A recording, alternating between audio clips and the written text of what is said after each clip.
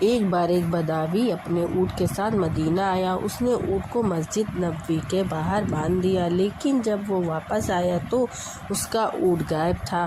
وہ غصے سے بھرا ہوا نبی محمد صلی اللہ علیہ وسلم کے پاس گیا اور شکایت کری کہ آپ کے شہر میں کوئی ایمان والا میرا اونٹ چرا کر لے گیا ہے۔